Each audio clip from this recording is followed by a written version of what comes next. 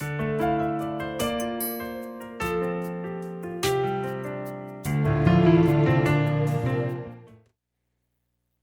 estamos na manhã do sábado pascal. Se nós pudéssemos voltar uma máquina do tempo, igual o livro Operação Cavalo de Troia relata, eu li antes de me converter esse livro, que o viajante no tempo volta para os dias de Jesus para testemunhar os fatos concernentes ao nosso amado Senhor. Mas nessa manhã era uma manhã triste. Era uma manhã de angústia, de dúvida, de dor. Era uma manhã onde Pedro chorava amargamente por ter negado ao Senhor 3 vezes. Era uma manhã onde Judas provavelmente já tinha consumado sua existência no suicídio. Era uma manhã onde os discípulos estavam tímidos, presos dentro de casa, com o coração oprimido, com o coração esmagado, com o peso do que eles viram acontecer com aquele amado e precioso homem que eles acompanharam durante aproximadamente 3 anos, desde a Galileia, vendo as coisas maravilhosas que foram feitas por meio das mãos poderosas de Deus, homem, ali, que eles tocaram. O Verbo se fez carne e habitou entre nós, cheio de graça e de verdade, e vimos a sua glória, a glória como unigênito do Pai. O que nossos olhos viram, o que nossos ouvidos ouviram, o que nossas mãos apalparam a respeito do Verbo da vida, isso nós anunciamos para vocês. A vida eterna que estava escondida e foi revelada. Mas naquele sábado eles estavam compungidos, eles estavam num estado muito estranho. Mas uma coisa tinha acontecido na sexta-feira, quando aquele homem glorioso, maravilhoso, declarou: consumado está, recebe, ó Pai, nas tuas mãos o meu espírito. As Escrituras relatam que o véu do santuário se rasgou de alto a baixo. E naquela manhã de sábado, meus irmãos, aquele véu, ele estava rasgado. Na manhã daquele sábado, o acesso ao Santo dos Santos já estava aberto. Para todos. Para todos. Que tremenda preciosidade. Nós estávamos cantando aqui ontem, no final, nós cantamos aquela música do Asaf. E nós sabemos hoje que nós estamos assistindo diante do verdadeiro Santo dos Santos. Do templo não feito por mãos humanas, porque Jesus consumou essa obra. E hoje nós podemos viver em santidade no Santo dos Santos. Esse chamado não é mais só para o sumo sacerdote que entrava uma vez por ano, com um sininho amarrado na borda da roupa, porque se ele entrasse de forma indigna, ele caía morto ali na hora. Ele estava com uma corda amarrada e tinha que puxar o cadáver. Porque eu vi um barulhinho do sininho parar de fazer o barulho, opa, tinha que puxar para trazer o cadáver para fora. Irmãos, a palavra que o Senhor colocou, o peso que o Senhor trouxe no meu coração nas últimas semanas em relação a nós, na verdade, são 2 palavras. Eu tentei traduzir isso na forma de uma preleção. E eu vou fazer um compromisso aqui com vocês. Eu não vou observar tempo. Eu quero que o Espírito Santo fale aquilo que ele tem para falar. Se for 40 minutos, vai ser 40 minutos. Se for 1 hora, vai ser 1 hora. Vocês estão comigo? Vocês estão dispostos nessa manhã de sábado, tão bonita, a seguir comigo aqui nas Escrituras, nesse meditar? Então eu traduzi na forma de uma pequena preleção, que eu creio que o Espírito Santo trouxe ao meu coração, mas o peso são 2 palavras que o Senhor trouxe ao meu coração. Eu partilhei na igreja na casa. A primeira palavra que o Espírito Santo falou no tempo que eu estava orando e perguntando: Senhor, o que o Senhor quer? O que o Senhor quer, Senhor? Independente desse tempo de conferência? A conferência é preciosa, porque na conferência nós vamos conferir, né? Nas Escrituras, na presença, na luz do Espírito Santo, no tempo de louvor, nas orações com os irmãos, nós vamos conferir aquilo que Ele tem para nós. Essa é a conferência, como os bereanos. Paulo anunciava o Evangelho e eles iam conferir. Abriam as Escrituras, será que é isso mesmo? Será que é desse jeito que Paulo está falando mesmo? Vamos conferir. E uma igreja como a nossa, que já tem mais de 20, quase 30 anos, essa semana eu estava conversando com o Moacir, desde a década de 90, do século passado, essa congregação ela existe. Ela mudou, ela agregou, pessoas entraram, pessoas saíram, mas ela tem permanecido no meio de muitas provas duras, de muitos momentos difíceis, mas o Senhor tem nos sustentado até aqui. E o Senhor vai nos fazer continuar avançando, porque eu creio, e o Espírito me mostrou que Ele tem uma grande obra para realizar no meio desse povo, dessa igreja local. Muitas almas vão ouvir a respeito da palavra da verdade através de nós, nas gerações que virão. Isso é real. E o peso que Ele trouxe para nós nesse tempo, no meu coração, Deus Ele fala para nós que Ele quer santa reverência. Ele quer que nós sejamos mais crentes. Essa é o desejo que está ardendo no coração do Senhor em relação à nossa vida. Esse tipo de transformação que Ele quer promover em nós, através do Espírito Santo. E quando nós estávamos cantando aqui, pude perceber um pouquinho do peso da glória do Senhor. A glória do Senhor, o peso da glória do Senhor é a força que mantém todo esse universo ligado e sustentado. O peso, o poder da glória dele, do elogio que ele merece receber, porque ele fez todas essas coisas. O peso dessa glória, essa força sobrenatural, é que sustenta nossos corpos físicos. Essa maçã que a Ellen está comendo.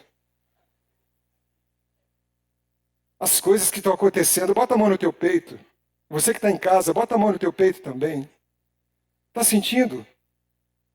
Teu coração batendo. É Ele que faz bater seu coração. É aqui do lado esquerdo, tá, gente? O coração, tá? Essas batidas aí, ó, cada uma delas é sustentada pelo Deus e pelo peso da glória. O peso da glória. Vem com o peso da tua glória me cobrir. Fluam rios de vida aqui. Que a verdade do teu reino reine em mim. Vem com o peso da tua glória. Vem com o peso da tua glória aqui. Não buscamos tuas mãos, tua face queremos ver. Isso foi compartilhado lá pelo Guilherme, na vigília lá em casa, na quinta-feira. Aleluia. O pensamento central dessa preleção, meus irmãos, somos chamados a viver em santa reverência. Olha aí. Santa reverência. Na presença desse Deus que tem esse peso de glória. Como sacerdotes do Deus Altíssimo. O texto que eu separei para iniciar está em Hebreus, capítulo 13, versículos 10 a 13. Ele diz o seguinte: possuímos um altar, do qual não tem direito de comer os que ministram no tabernáculo. Pois aqueles animais cujo sangue é trazido para dentro do Santo dos Santos, pelo sumo sacerdote, como oblação pelo pecado, tem o corpo queimado fora do acampamento. Por isso foi que também Jesus, para santificar o povo, pelo seu próprio sangue, sofreu fora da porta. Saiamos, pois, a ele, fora do arraial, levando o seu vitupério. Quando nós examinamos as Escrituras elas falam sobre a realidade que cerca a nossa vida, nossa existência. Fala sobre a realidade do homem na criação. Então, de Gênesis a Apocalipse, o Senhor está comunicando ao nosso coração o seguinte: eu fiz vocês, e eu criei vocês com um objetivo, inteligentemente arquitetado e poderosamente executado.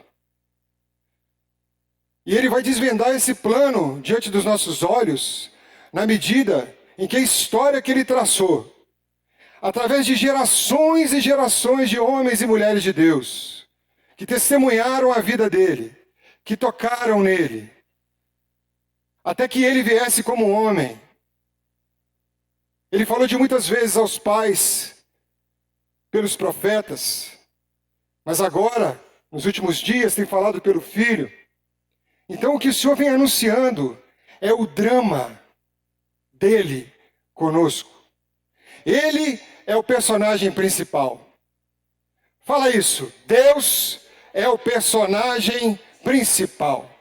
Muita gente examina as Escrituras querendo se ver nas Escrituras, querendo se encontrar, achar coisas a respeito de si mesmo. E tem coisas escritas a nosso respeito aqui. Mas nós não somos o personagem principal. Nós somos os coadjuvantes. Existe um drama divino, algo que arde no coração do Senhor, algo que Ele deseja realizar, que Ele está fazendo ao longo dos séculos, suportando maldades inomináveis da humanidade, suportando coisas que não conseguimos nem descrever, no poder soberano dEle. Violências, guerras, estupros, vaidades, dominações de homens sobre homens, escravidão, sequestros, assassinatos de crianças, mortes de bebês, destruição da natureza. Coisas que têm acontecido ao longo da história da humanidade e Ele tem suportado isso. Então uma pergunta: como pode Deus suportar tantas coisas? E quando nós examinamos e entendemos o princípio de governo do Senhor, nós vamos perceber que o trono do governo de Deus é um trono sacerdotal. Em Isaías capítulo 6, se vocês puderem abrir comigo, capítulo 6 de Isaías, nós vamos ver um momento muito maravilhoso de desvendar do Senhor para um homem, um profeta de Deus.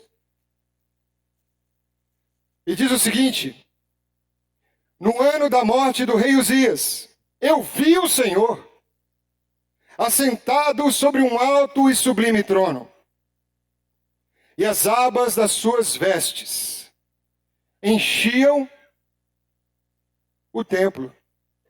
Olha que interessante. O palácio de governo do Senhor é um templo. Um templo. Serafins estavam por cima dele. Cada um tinha 6 asas.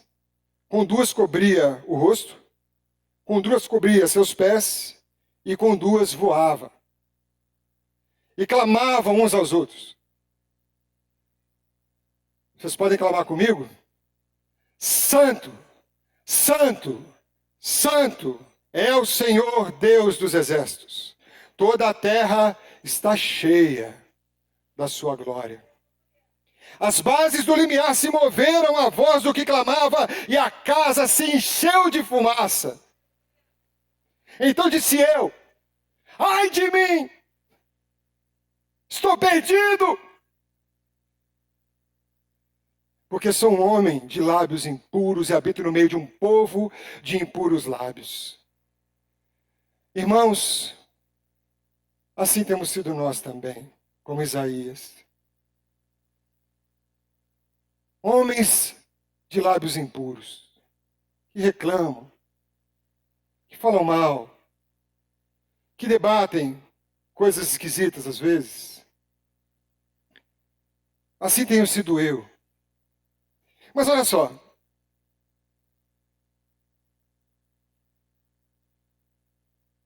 Eu vi o Senhor.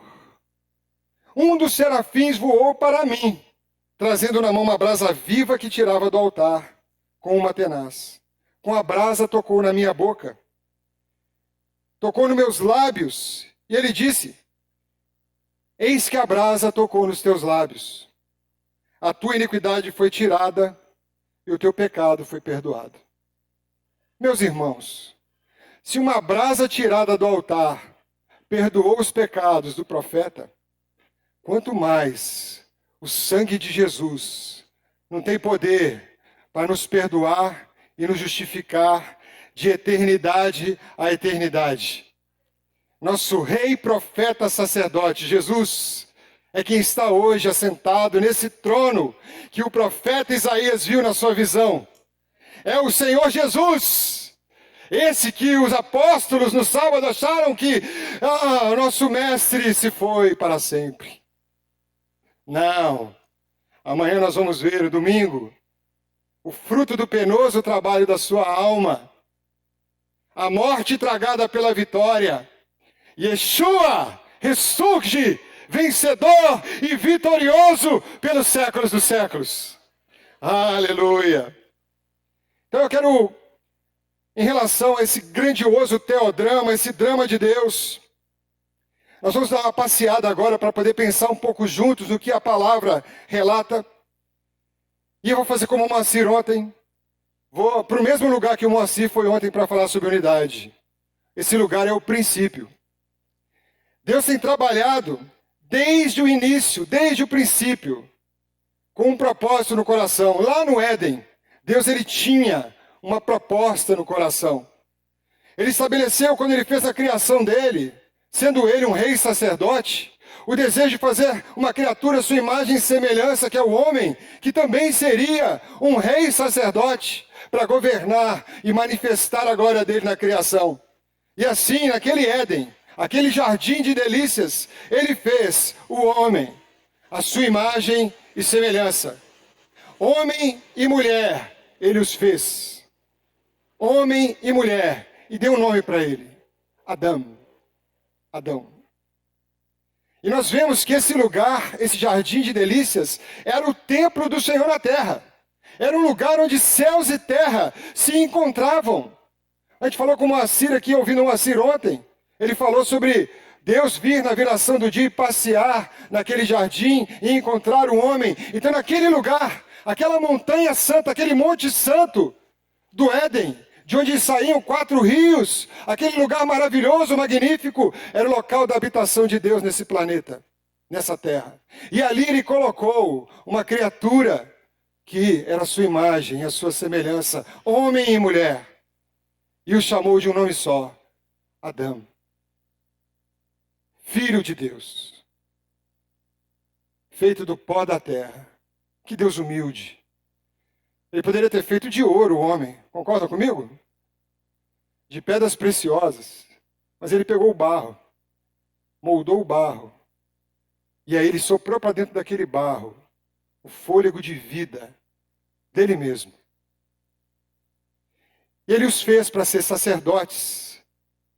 Eles foram criados à imagem de Deus para ministrar nesse mundo físico a todas as coisas criadas, a beleza e o caráter desse Deus, que é todo poderoso, mas todo humilde. Que pode fazer infinitamente mais do que tudo quanto pedimos ou pensamos, mas que para poder ouvir nossas orações. E atender nossas orações. Irmãos, que Deus é esse? Maravilhoso. Com a queda, sabemos que havia lá também, naquele jardim edêmico, uma criatura, um querubim da guarda ungido, que se revestia das pedras preciosas e que se revoltou contra esse maravilhoso Criador, e que infelizmente contaminou a nossa raça com a mentira e com o pecado. E nós sabemos isso, e catequizamos isso, mas Deus desistiu do seu propósito? Não! Deus não desistiu do seu propósito. Pelo contrário, Ele vai tornar o propósito dele sobreexcelentemente maravilhoso e surpreendente. Fazendo algo que esse teodrama relata, de capa a capa, para maravilhar por todos os séculos e todas as gerações vindouras, Todas as pessoas que se debruçarem sobre essa história, com um relato tão magnífico, que vai render adoração para Ele ininterrupta por toda a eternidade. Ao longo da história da Bíblia, esses fatos da restauração, eles são relatados de uma forma crescente, e vai se revelando cada vez mais profundamente, e a coisa vai crescendo, é como aquela orquestra tocando aquela ode musical maravilhosa, aquela sinfonia, até que chega no ápice da sinfonia, que é o momento quando o Verbo se encarna. Quando o Verbo Yeshua se encarna e nasce em Belém de Judá. E fala que tinha uns pastores no campo, e de repente eles olham para os céus e veem anjos, e uma multidão de anjos, cantando e adorando ao Senhor, porque o Verbo se fez carne e habitou entre nós, cheio de graça e de verdade. Coisas que os anjos anelavam prescrutar, começaram a acontecer de fato. Mas Deus, Ele é tão maravilhoso, que Ele foi tecendo, entretecendo essa história em gerações de pessoas, e foi crescendo num relato, e foi deixando claro, e foi fazendo essa manifestação do drama dele com o homem, e também com até seus próprios inimigos, mostrando e revelando a sua pessoa e o seu coração de forma crescente e progressiva. Falou de muitas formas. E quando nós paramos para pensar daqueles homens que foram alvos dessa graça ao longo do relato bíblico, pensamos em Noé. Deus decidiu destruir a terra porque só tinha maldade e perversão na terra. E decidiu destruir a terra e matar todos os viventes. Mas ele para, ele pensa, não. E um homem achou graça diante de Deus, o nome dele era Noé. E durante 120 anos ele edificou uma barca, construiu uma barca, e depois Deus mandou os animais, que ele foi recolhendo naquela barca. E veio um dilúvio que matou toda forma de vida que existia, que estava fora da arca. Tirando os peixes, é claro. Mas tudo que estava sobre a terra pereceu. Mas o que estava dentro da arca foi salvo. Então nisso ele manifesta o coração gracioso dele. Depois ele aparece para Abraão. E se revela para Abraão. Depois ele se manifesta para Isaac, para Jacó, para José, para Moisés, Josué, Samuel, Davi, Elias, Isaías, Jeremias, Ezequiel, Daniel, Oséias. Esses homens cultuavam a Deus. Obrigado, meu amado. Erigindo ao Senhor altares, sacrificando animais, porque assim que o Senhor tinha determinado, o pecado não tem jeito, só derramamento de sangue para cobrir pecado. E para eu aceitar vocês, só através do derramamento de sangue. Então eles erigiam aqueles altares e cultuavam ao Senhor, adoravam ao Senhor. Separavam aquele cordeirinho, sem defeito, pegavam aquele animal e colocavam sobre o altar. Santificavam aquele animal ao Senhor, derramando o sangue dele.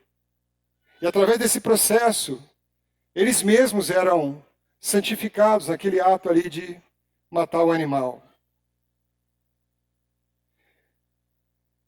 Em Moisés, Deus faz algo inaudito, inimaginável. Irmãos, o relato do Êxodo é algo tremendamente maravilhoso e surpreendente. Uma nação de escravos, num país mais poderoso da terra, o Egito. O país mais admirado, até hoje tem as construções, as pirâmides, as pessoas viajam para ver aquelas construções, aquelas esfinges, aquelas coisas todas, aquela cultura, aquele exército, aquele poder, aquela tecnologia, aquele conhecimento, aquela cultura, né? E Deus olha e no meio daquele povo tinha um povo de escravos, descendentes de Abraão, que clamavam ao Senhor sobre o peso dessa opressão. E Deus liberta esse povo inteiro. Deus envergonha o maior rei da terra na época. Falando, você é rei, faraó? Você acha que você manda? Então vou mandar aqui umas coisas para você perceber quem é que manda de verdade.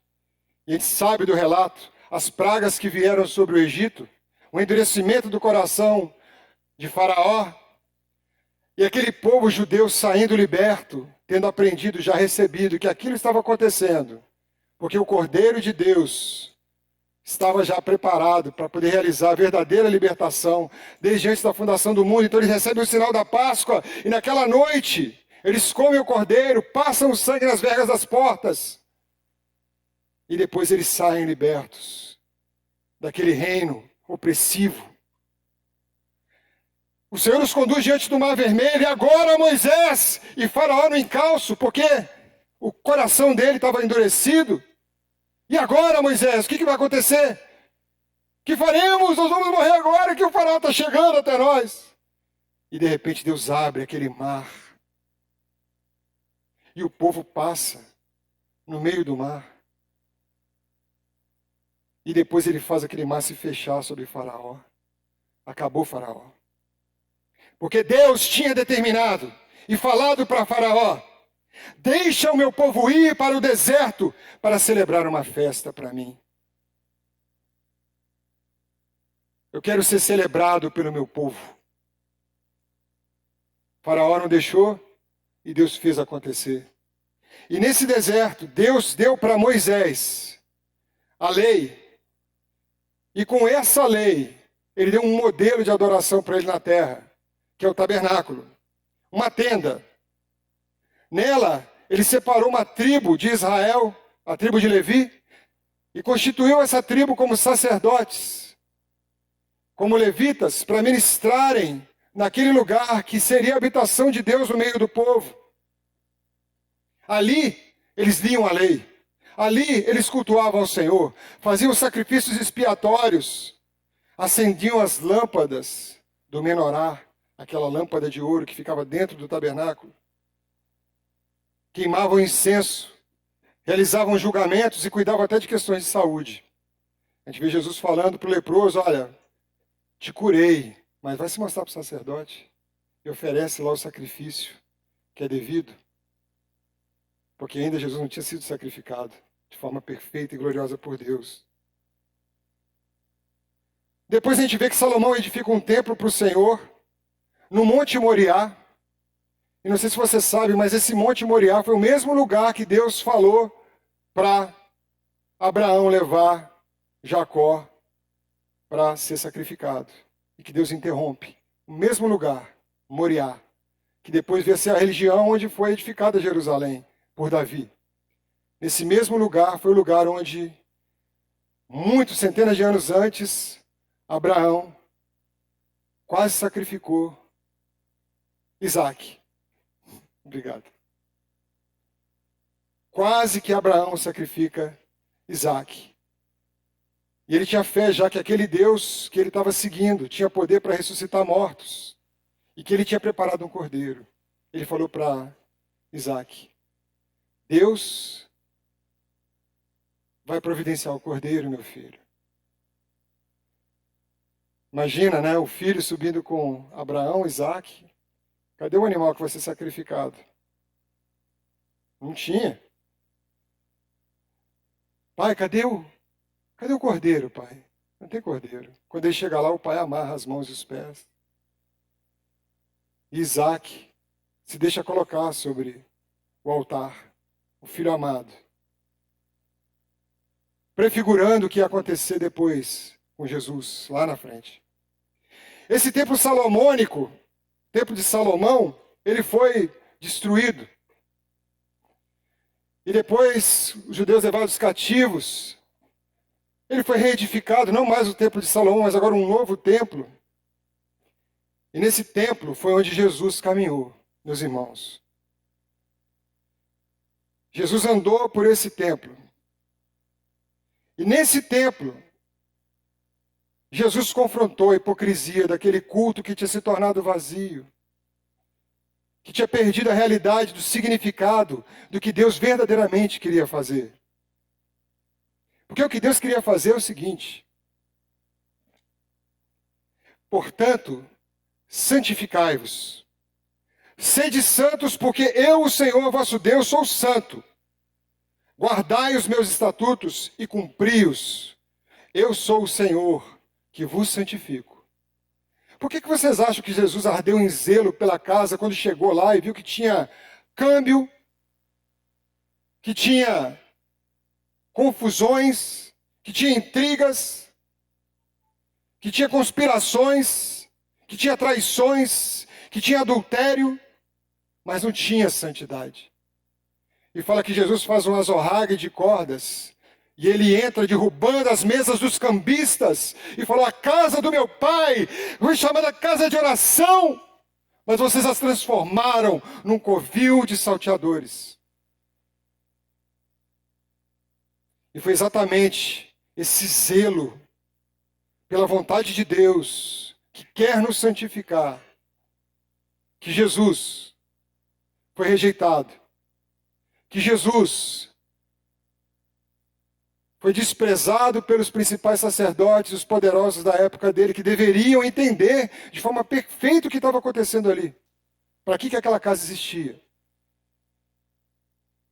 E através desse zelo, a conspiração cresceu de tal maneira que eles decidiram que Jesus precisava morrer. Que Jesus precisava morrer. Convém que um só homem morra por todo o povo, para que a nação não venha a perecer. Profetizou Caifás, o sumo sacerdote, sem saber,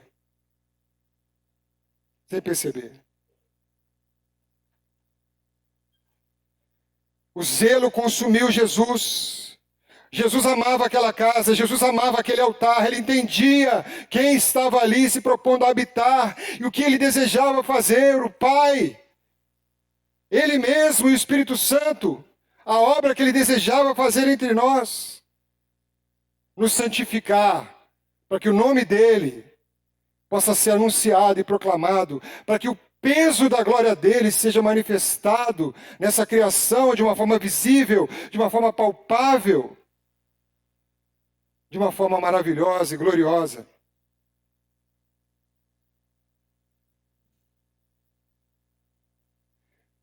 Jesus glorificou o Pai pelo Espírito, se deixou sacrificar, cumpriu aquilo que Isaac não cumpriu, porque ele era o Cordeiro de Deus, que Deus tinha separado, que Deus tinha provido, e que Abraão tinha visto. Jesus falou: Abraão viu os meus dias e se alegrou. Por isso ele subiu para aquele monte para sacrificar Isaac, na certeza de que Deus preveria um cordeiro superior e precioso. E assim foi. E Jesus, humilhado, cuspido, ultrajado, desprezado, esmurrado, acusado de falsas acusações, através de uma politicagem, a gente sabe que a politicagem gera confusão, levado diante de Pôncio Pilatos, rejeitado pelos seus, através do braço de Roma, Deus sacrifica o seu próprio filho e faz o que Abraão jamais poderia fazer. Sobre o altar que ele edificou, com pedras não lavradas por mãos humanas, através da história, naquele Gólgota, o Monte da Caveira, Jesus sangrou pelo nosso pecado. Jesus foi fiel até a morte e morte de cruz, e foi imolado pelo nosso erro e pela nossa maldade, pelo nosso engano, pela nossa mentira, pela nossa vaidade, pela nossa maledicência, pela nossa falta de unidade em amor, pela nossa falta de amor a Deus. Ele sangrou por tudo isso, ele pagou por nós esse preço altíssimo. Vimos ontem, Moacir falou de unidade, que o Pai, o Filho e o Espírito Santo, eles interagem de uma forma tão maravilhosa, tão gloriosa, que excede totalmente a nossa capacidade de compreender.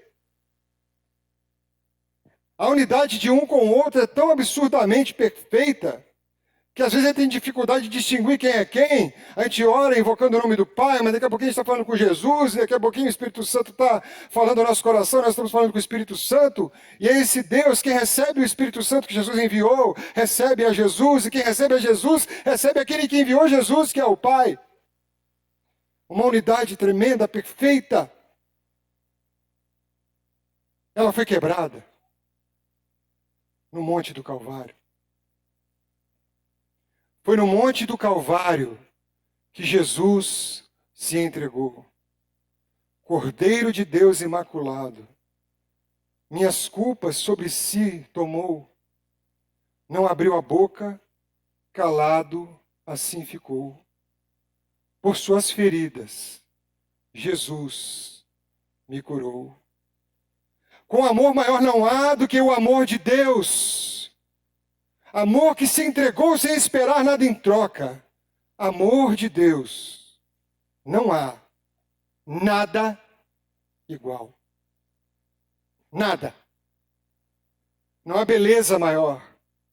Não há pessoa que se relacione com você de uma forma mais perfeita e inigualável do que esse Deus que te ama, mas que não deixa de cumprir a justiça dele. Porque ele sabe o tipo de pessoa que você é, que eu sou. Eu sei quem você é, mas eu te amo. E para fazer essa unidade perfeita, ele precisou romper a unidade dele. E o Verbo derramou sua alma na morte. Se possível for, ó Pai, afasta de mim esse cálice, Pai. Eu não quero ficar longe do Senhor, Pai. Isso foi tão angustiante para o Senhor Jesus, que ele suou gotas de sangue no Getsemane. Estresse profundo. Minha alma está profundamente angustiada até a morte.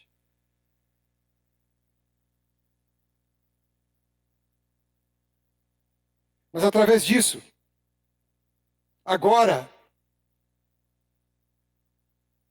um novo culto a Deus foi fundado.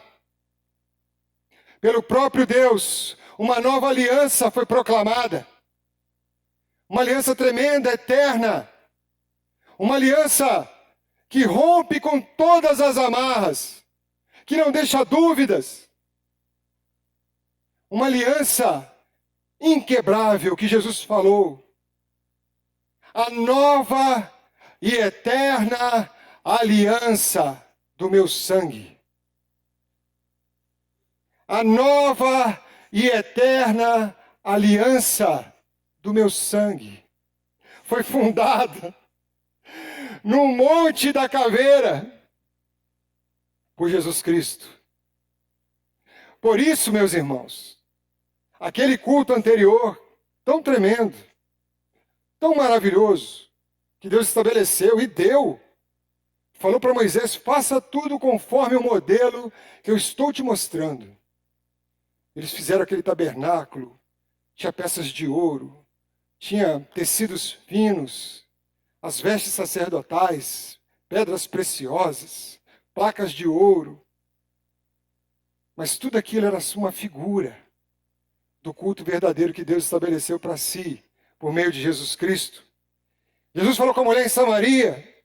Os judeus falavam que tinha que adorar em Jerusalém, no templo, naquele altar de Jerusalém, mas nossos pais ensinaram a edificar altares nos montes. Onde é que a gente tem que adorar? Jesus falou para ela: verdadeiramente, mulher, eu te digo que é chegada a hora, e ela já está se cumprindo, em que os verdadeiros adoradores adorarão a Deus em espírito e em verdade. E essa hora, meus irmãos, é agora. Amém? Essa hora é agora. Deus nos uniu a si mesmo, para que nós fôssemos feitos santos, como Ele é santo. E se Ele estabeleceu uma ordem tão perfeita de culto, tão detalhada, entregue por meio de Moisés, nós não podemos servir a Ele de qualquer jeito. Será que nós compreendemos a grandeza do nosso chamado? Será que nós de fato já enxergamos a realidade do altar diante do qual nós estamos ministrando?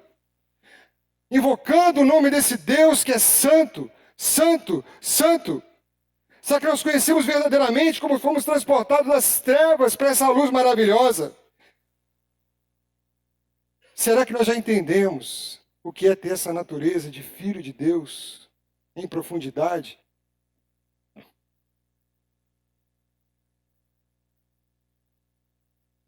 Essa é a obra mais admirável que Deus poderia fazer na criação. Para fazer constelações e estrelas, planetas, sistemas que nós nem sabemos que existem ainda, porque nosso olho não alcança nem com o Hubble, nem com as sondas que a gente envia para esse espaço que para nós não tem fim, mas para Deus Ele sabe onde começa, onde termina. Porque Ele habita e enche todas essas coisas. Embora Ele seja infinito aos nossos olhos, o universo que Ele criou está na mão dEle. Para fazer tudo isso, meus irmãos, Ele falou. E tudo se fez. Falou. Mas para você se tornar santo, para eu me tornar santo, o Verbo foi calado na morte. O Verbo precisou ser silenciado e entregar o Espírito com alto brado. A gente não sabe o que aconteceu lá embaixo. Quando Jesus desceu no Hades, foi um estrago danado. Ele tomou cativo o cativeiro, pegou as chaves da morte e do inferno, mas para a terra, aquele corpo ficou em silêncio. O Verbo encarnado. No sepulcro, envolto naqueles panos que eles costumavam, como os judeus costumavam, enterrar os seus mortos. Até o dia que aquela pedra do sepulcro rolou. E o Verbo apareceu para Maria e falou, Maria. E Maria respondeu, Rabone, que quer dizer mestre.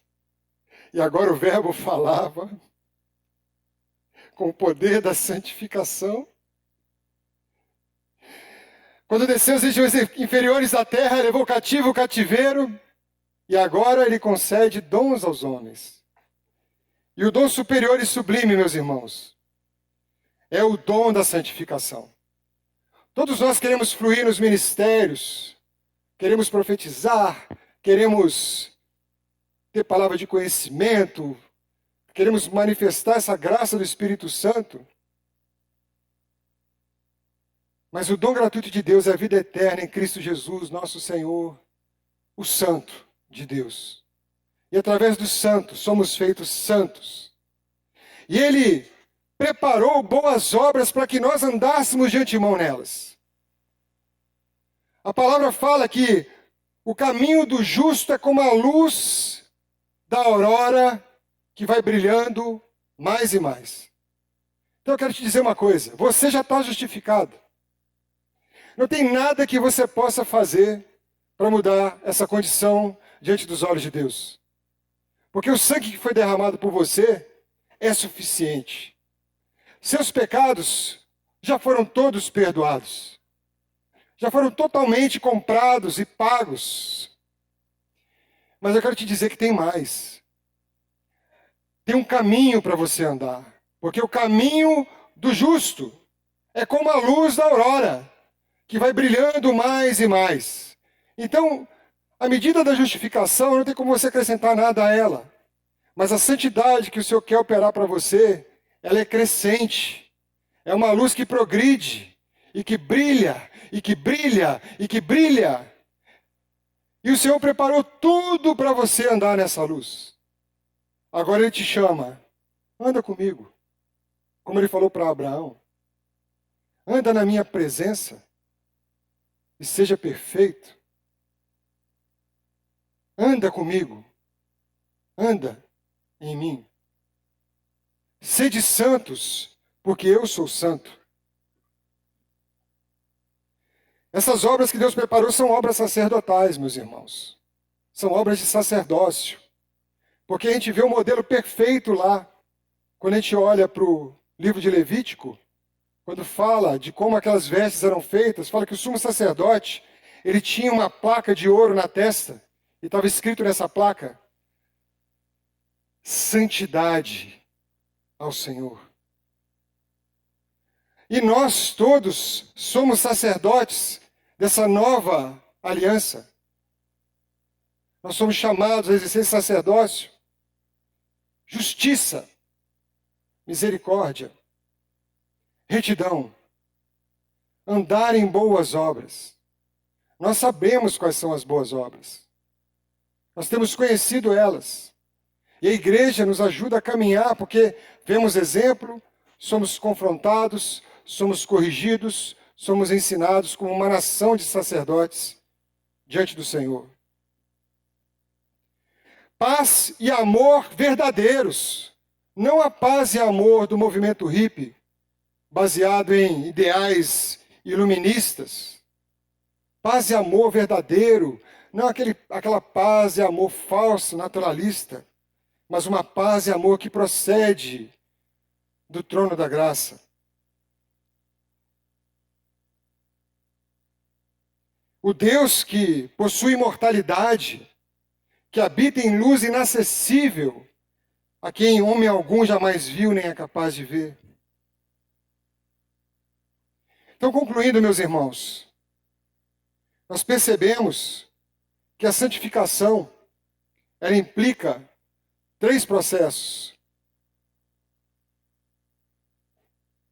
Esse modelo desse processo que Deus quer fazer com a gente, Ele deixou perfeitamente registrado através do que Ele fez com o povo de Israel no deserto. Então aquele tabernáculo, ele é um modelo para nós. Não que a gente tinha que servir no tabernáculo, porque agora nós servimos numa outra realidade. Mas quando a gente olha para o tabernáculo, a gente percebe no tabernáculo uma estrutura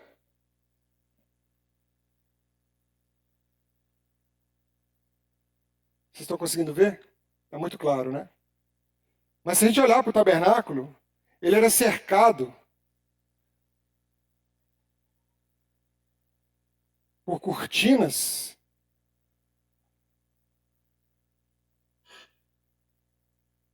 Então o que Deus ele quer ensinar para nós com essa figura? O Pai nos separou. Quem nos buscou e nos trouxe a presença do Filho foi o Pai. Ele nos separou, Ele nos tirou do império das trevas e nos transportou para o reino do Filho do seu amor, onde nós temos a redenção, a remissão dos pecados. Considerando o tabernáculo como uma figura do verdadeiro tabernáculo celestial, do verbo que tabernaculou entre nós, cheio de graça e de verdade, o Senhor nos tirou do mundo e nos trouxe para dentro de Cristo Jesus. E nós estamos aqui dentro agora, cercados diante da casa de Deus. Já fomos separados. Então esse é o primeiro passo da santificação. Ser separado. Ser dedicado. Das 12 tribos de Israel, a tribo de Levi, sacerdotal, era a tribo dedicada ao serviço do tabernáculo. Eles não tinham nem porção de terra para cultivar em Israel. O que eles faziam era se dedicar ao serviço do tabernáculo. Isso é uma figura para nós, de que a nossa vida é dedicada e separada para o Senhor, para servir ao Senhor como sacerdotes. Pode passar o próximo, Nádia, por favor. Está difícil de ver, né, irmãos?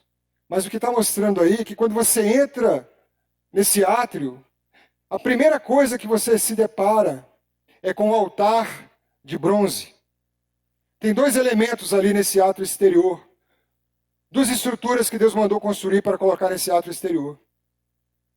Uma é o altar de bronze e a outra é a bacia que contém água. Nesse altar de bronze, pode passar o próximo, Nádia. O sacerdote, ele fazia o sacrifício, imolava os animais, tomava o sangue e passava nos chifres que faziam parte nas pontas desse altar de bronze. Então, quando ele fazia isso, é claro que ele sujava as mãos de sangue. Então, percebem a figura disso, irmãos? Agora, o sangue é o sangue de Jesus. Jesus, ele nos purifica. O segundo processo da santificação é a purificação que é feita por meio do Filho. E ele faz isso através do sangue e através da palavra. Lembra que na última ceia, Jesus lavou os pés dos discípulos? E Pedro falou, Senhor, me dá um banho então, Senhor. Se eu preciso ser lavado, me dá um banho. Jesus falou, não preciso te dar banho. Você já está sendo lavado pela palavra que eu tenho falado para vocês. A água, pode passar o próximo, Nádia, da bacia de bronze, representa, então, esse lavar da palavra, o sangue e a água. Quando Jesus morreu, os soldados ficaram em dúvida, porque foi muito rápido que ele tinha morrido, porque ele foi brutalmente espancado antes de ir para aquela cruz, açoitado, espancado pelos judeus, sabe-se lá quanta hemorragia interna já estava acontecendo no corpo de Jesus, laceração do fígado, aí eu falo como médico, né? Do baço. Quanta coisa estava acontecendo no corpo dele, moído, esmagado pela força da violência dos homens, os próprios açoites. Então Jesus morreu muito rápido, muito mais rápido que os outros ladrões. Tanto é que eles não conseguiram, não precisavam mais quebrar as pernas, porque é isso que eles faziam para as pessoas, que os crucificados eles ficavam tentando se sustentar e isso acabava prolongando a vida deles ali na cruz. Então tinha que quebrar as pernas, aí nesse processo o crucificado acabava morrendo mais rápido. Mas quando eles foram quebrar as pernas de Jesus, Jesus já tinha expirado, já estava morto. E o soldado tomou uma lança e furou o lado de Jesus. E o que saiu do lado? Vocês lembram? Água e sangue. E João estava tão perto da cruz que ele viu e testificou depois. Água e sangue. Então, no processo de santificação, o Pai nos separa e nos traz diante do Filho, que nos purifica pela palavra e pelo seu sangue. Amém, meus irmãos? E depois, continuando, próximo, Nádia. Os sacerdotes, eles se purificavam para poder entrar na presença de Deus. E aí, dentro do tabernáculo, tudo é ouro. As paredes revestidas de ouro. O menorá, que era a lâmpada que dava luz para aquele tabernáculo, ouro. E esse menorá é uma figura perfeita do Espírito de Deus, que depois nós vamos ver lá em Apocalipse. E esse Espírito Santo, ele ilumina nossos olhos do coração, para que nós sejamos consagrados ao Senhor.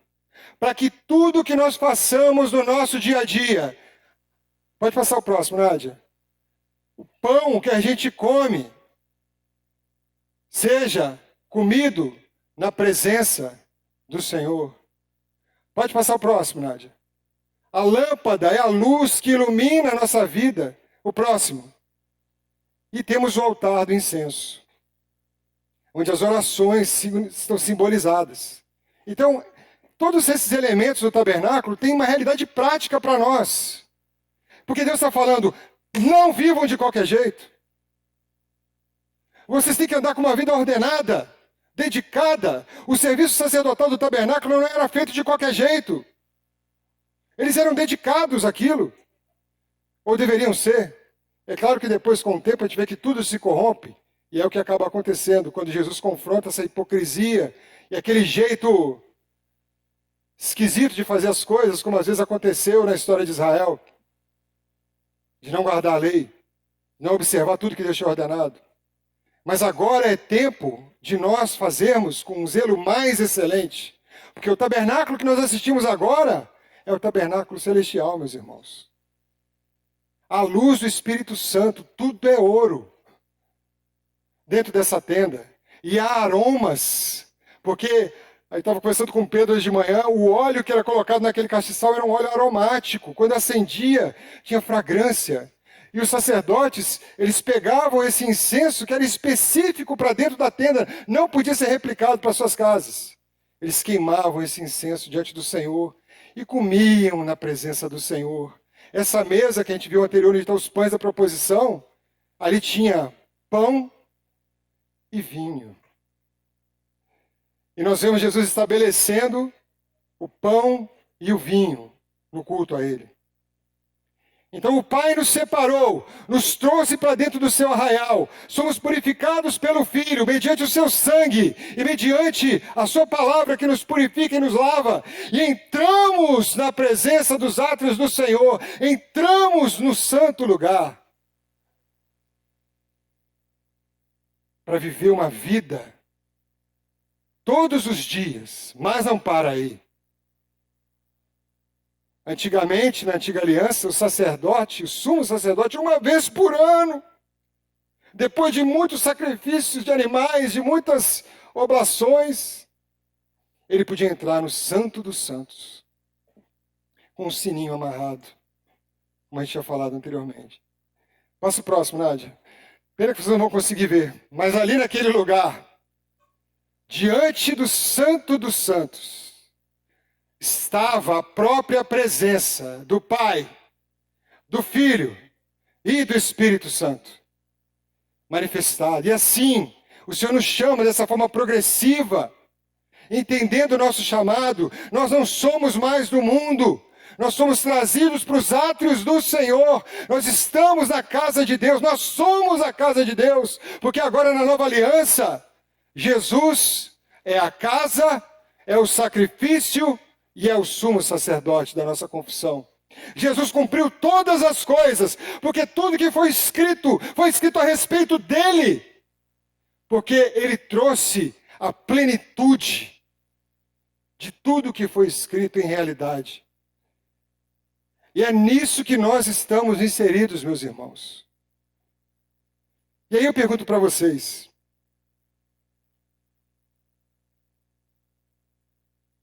o que faremos então?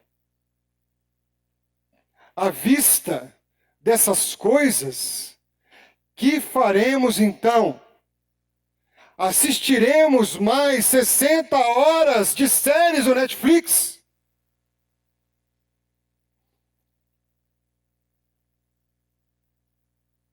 Continuaremos falando mal uns dos outros?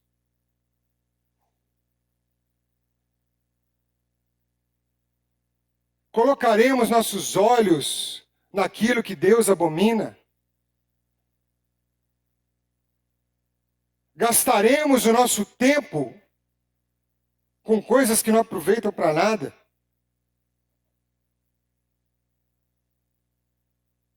Que estilo de vida Deus espera para nós? Que estilo de vida Deus espera de nós? Ele que entregou gratuitamente a nós todas as coisas. Se Deus é por nós, quem será contra nós? E vou te falar quem pode ser contra você e contra mim. Nós mesmos. Muitas vezes nós mesmos nos interpomos com a nossa falta de credulidade, com a nossa falta de crédito a essas realidades que o Senhor nos colocou. O caminho do justo é como a luz da aurora. Há um trilho para nós. É claro que isso não acontece, né? A gente vê como o sol nasce. Ainda é meio escuro de manhã. Mas à medida que o sol vai vindo, quando chega meio-dia, a sua luz é forte. E assim é o caminho de santidade que Deus tem na sua vida, na minha vida. A grande e maravilhosa realidade é que Deus é muito paciente. Mas eu quero te dizer que Ele também é muito justo. E o que Ele fez foi muito, muito, profundamente doloroso para Ele.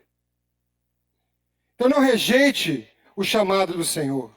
Nós somos chamados a habitar na presença do Senhor, comer nessa presença, trabalhar nessa presença, respirar o aroma da casa de Deus, onde as orações sobem como incenso incessantemente ao Deus que pode fazer infinitamente mais do que tudo quanto pedimos ou pensamos, conforme o seu poder que opera em nós.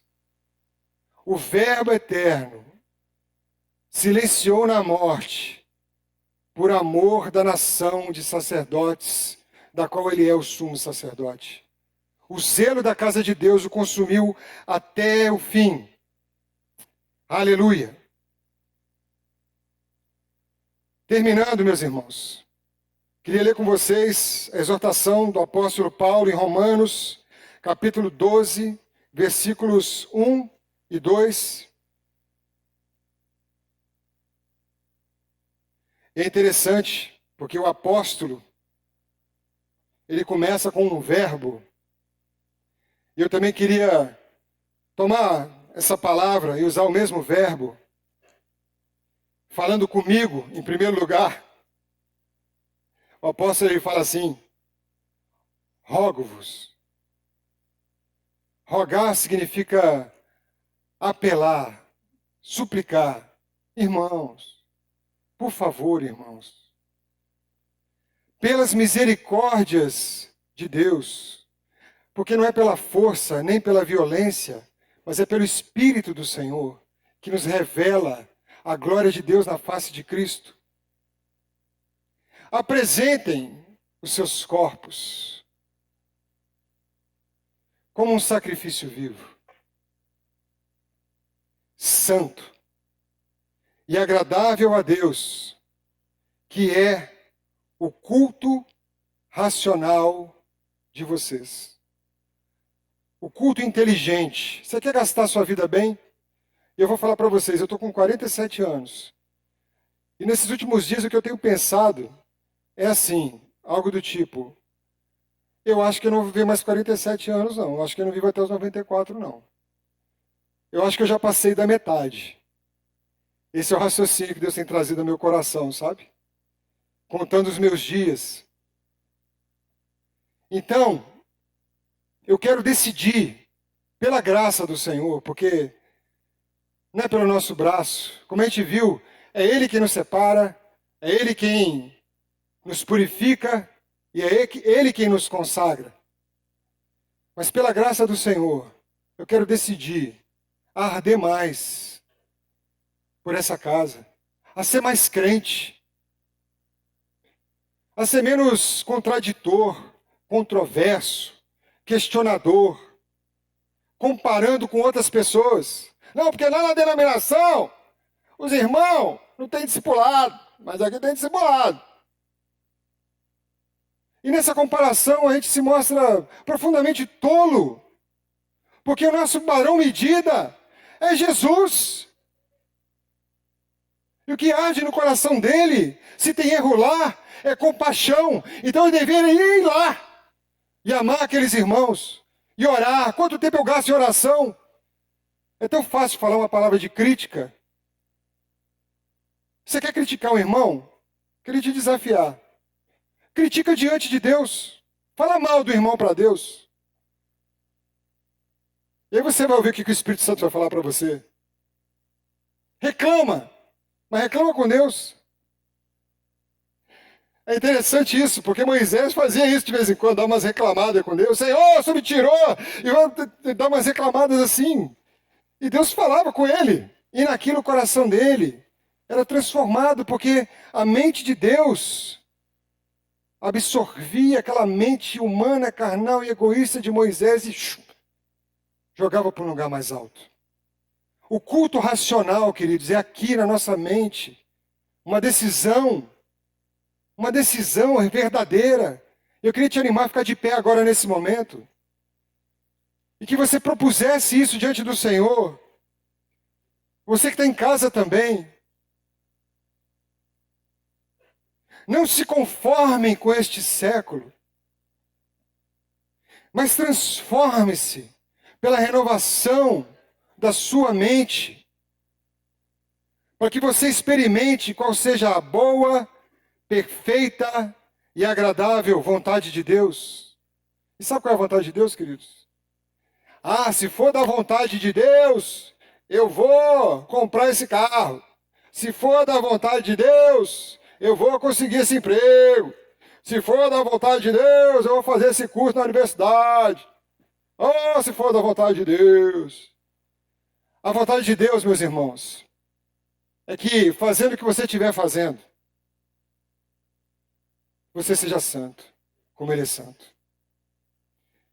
1 Tessalonicenses, capítulo 4, versículo 3, fala o seguinte: pois esta é a vontade de Deus, a vossa santificação, que vos abstenhais da prostituição, que cada um de vós saiba possuir o próprio corpo em santificação e honra.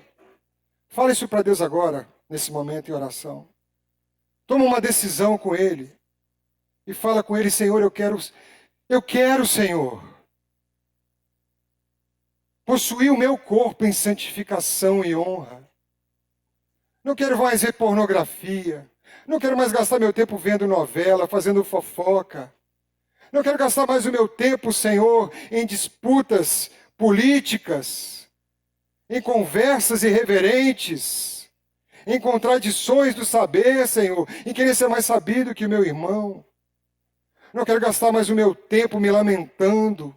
Não quero gastar mais o meu tempo, Senhor, murmurando, reclamando do trabalho, reclamando da minha família, dos meus filhos, reclamando da dificuldade, Senhor, da falta de dinheiro. Não quero mais gastar meu tempo com isso, Senhor. Eu quero santificar e honrar o Senhor no meu coração.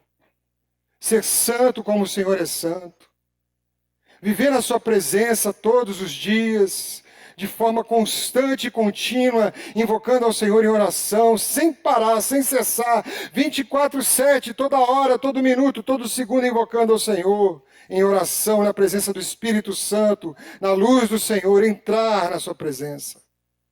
Não com desejo de lascívia, como os gentios que não conhecem a Deus. Ah, Senhor, nós queremos, Senhor. Faz isso conosco, Senhor. Faça de nós um povo santo, mais crente, com santa reverência, Senhor Deus. Quebra a nossa irreverência, a nossa falta de reverência, Senhor Deus. E nos ajuda, Senhor, nos transforma de fé em fé e de glória em glória, na imagem do sumo sacerdote, da nossa confissão. Nós queremos sair para fora do arraial, levando o vitupério, a reprovação pública que Jesus sofreu. Sim, Senhor, para que Ele seja enaltecido. Queremos desprezar o que o mundo ama e amar o que o Senhor ama. Em nome de Jesus, faz isso conosco, Senhor. Faça-nos avançar como igreja do Senhor nesses dias maus, para a tua glória, Pai, em nome de Jesus. Santifica nossos filhos, os pequenos. Faz uma geração mais poderosa do que nós fomos até agora, Pai. Uma geração mais frutífera, uma geração mais pujante, mais ardente, mais fervorosa pelo Senhor. Uma geração, Pai, que vai mais fundo, que vai mais longe, que vai mais alto, Senhor. Ó, Pai, faz aquilo que o Senhor está no seu coração ardendo, Pai. Lava-nos, Senhor Deus, dos pecados de outrora, todos perdoados pelo sangue de Jesus, que eles não sejam mais um empecilho para tropeçarmos, Pai. Congregacionalmente, Pai, queremos avançar para a pureza e santidade de Cristo Jesus. Pureza e santidade. Aleluia.